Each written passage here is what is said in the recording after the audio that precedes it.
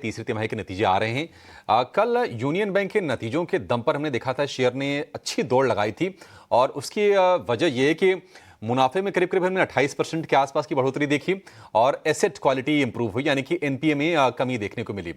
NII यानी कि ब्याज से होने वाली आय में 1% के आसपास की बढ़ोतरी रही। लेकिन नतीजों पर जरा विस्तार से बातचीत करते हैं। हमारे साथ बैंक का मैनेजमेंट जुड़ रहा है।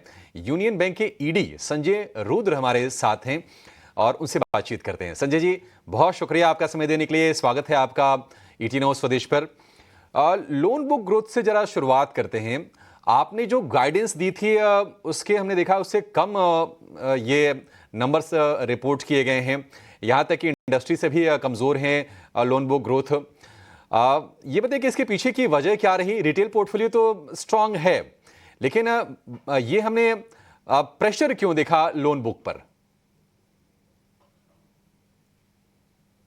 ये बैंक एक्चुअली क्रेडिट के मामले में काफ़ी क्लियर है कि हम अर्निंग के से कॉम्प्रोमाइज नहीं करेंगे and will continue to grow our book, लेकिन उसमें क्वालिटी को ध्यान रखेंगे और अर्निंग को भी ध्यान रखेंगे। लास्ट क्वार्टर में हमने इस चीज़ को ध्यान में रखा एंड उसमें कुछ कॉर्पोरेट्स हमने सेट किए जहां हमारी अर्निंग अच्छी नहीं थी, बट गोइंग फॉरवर्ड हम अपने पोर्टफोलियो को इम्प्रूव करेंगे। एंड जैसा कि आपने देखा होगा कि रिटेल पोर्टफोलियो हमारा काफ़ी अच्छा ग्रो किया है, ऑलमोस्ट 16% से ग्रो किया है। एंड एमएसएमई कुछ कारणवश ज़्यादा नहीं ग्रो कर पाया। एंड एग्रीकल्चर एक्चुअली सीजन बड़ा सपोर्टिव नहीं रहा है, जिसके चलते एग्रीकल्चर में ग्रोथ अच्छा नहीं देखने को मिल रहा है।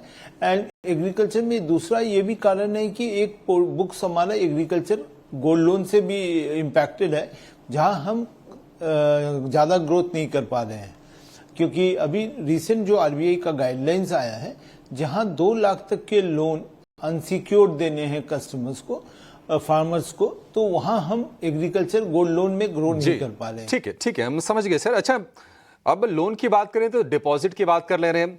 मैं जो आंकड़े देख पा रहा हूं कि जो डोमेस्टिक जो डिपॉजिट ग्रोथ रही है वो 2.5% के आसपास की रही है। थोड़ी सी निराशा आपको भी होगी इससे।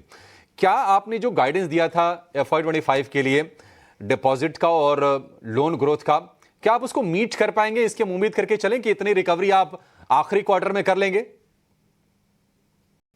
नहीं, जैसा कि हमने पहले भी बोला है कि हम lower band of the guidance को अचीव करने की कोशिश करेंगे, क्योंकि डिपॉजिट में specially CASA was a concern. CASA में बहुत सारे चैलेंजेस थे, इसके लिए हमने हमारा ग्रोथ कासा में काफ़ी अच्छा नहीं हो पाया।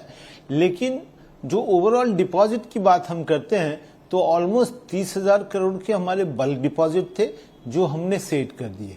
इसका प्राइमरी कारण ये रहा कि हम हाई कॉस्ट डिपॉजिट नहीं लेना चाहते हैं और हम अपने नीम को प्रोटेक्ट करना भी चाहते हैं। Growth and top line and bottom line के बीच में जो सामंजस्य होना चाहिए उसको बरकरार रखना चाहते हैं और उसके हिसाब से हमने बल्क डिपॉजिट सेट किया है और शायद उसके चलते हम इस क्वार्टर में अपने नीम को प्रोटेक्ट कर पाए हैं।